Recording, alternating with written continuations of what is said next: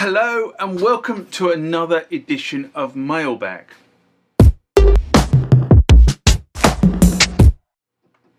What is Mailbag? Well, Mailbag is a feature of the channel where you guys leave lots of comments on the channel and I attempt to answer those comments, or if I can't answer those comments, I throw it out to you guys who have more knowledge on some of this stuff than I do. So let's get into the first mailbag of this session. Remember, like, comment, subscribe to the channel. Go over to Instagram and follow me there. Go over to Facebook, follow me there. That's where the normal notices are. And consider becoming a Patreon.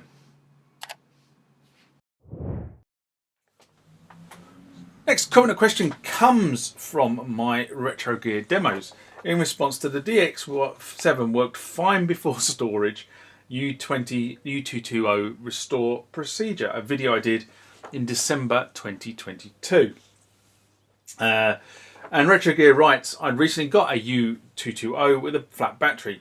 So I got a new EEPROM with the last firmware update from eBay for 12 quid from Germany, downloaded the factory sysx files from a link on the Roland Clan site for free, put the EEPROM battery and loaded the sysx files using MIDI-OX. It took about 15 minutes.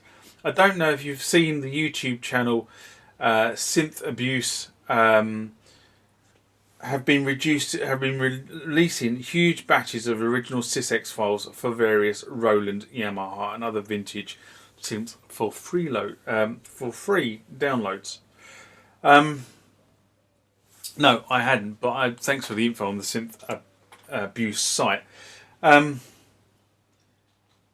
Yeah, changing the firmware IC will definitely require a memory reinitialization and a reload of the factory data. That's kind of expected because you've effectively wiped everything.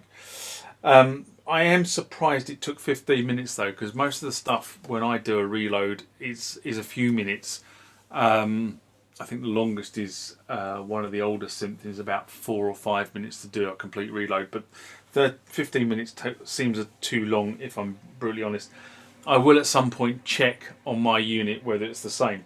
Now, one of the things I will say is that there are various sites that offer sysx files for your keyboards for free downloads and claiming to be sysx files for certain things, shall we say, maybe the standard Roland sounds, the factory resets. All I will say is be careful, because especially if you're downloading these files and they're in a zip file or in some sort of self-executable, self-extracting executable. And the reason I say that is because quite often there is malicious code hidden inside these things. I actually have come across it in the past and my antivirus has blocked it. So it stopped me from actually opening the file itself because it turns around and says there is a malicious signature it has recognized. Whether it was or not, I don't know, but the antivirus has flipped up and my policy is if the antivirus is kicked in, you know what, it just gets deleted from the environment. So just a word to the wise there, please be careful when you're downloading this sort of content from the internet, because you do not know who has uploaded it, who has buggered about with it, and whether you are opening yourself up to a heap of pain. Next comment question comes from Walter Galliardo.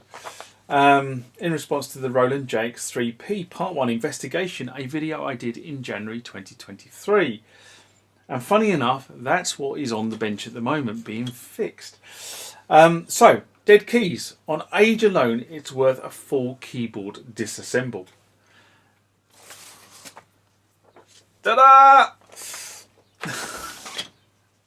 Full keyboard disassemble in progress.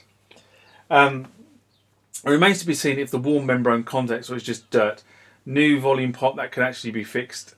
Fix the gain stage, and it's worth checking the power supply and recap if needed. If it's out of spec, it could solve some issues or not. Anyways, I'm hooked on this upcoming series. Keep them coming. Well, they are coming. So part 4, funny enough, was issued this morning of this series, and there's part 5 and part 6 in post production.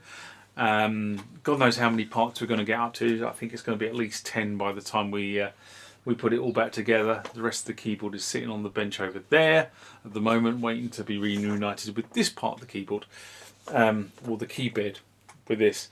Anyway, the problem with keybed issues, and we know that somebody has been inside this JX-3P before, because there are screws missing, etc.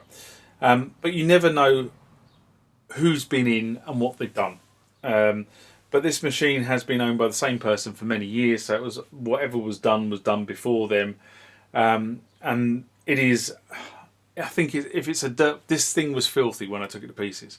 So there has been a dirt issue, and hopefully the dirt that's been cleared off everything has hopefully solved some of the issues possibly.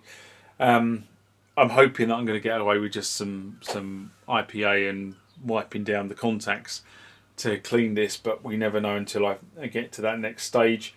The power supply doesn't look too bad on this machine, I have to be honest. But again, I will put some meters on the rails and just make sure it is actually producing what it should be producing.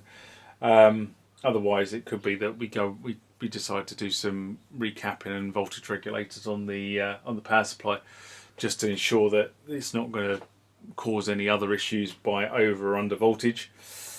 Now, on another keyboard, I did a simple capacitor swap out, and I've been doing capacitor swaps out for years, but for some reason on this other keyboard, it's just turned into utter nightmare. But as I said, this is part 4 went live this morning, so there are multiple parts to come. So keep your eye on the channel and keep the comments coming. Thank you, Walter.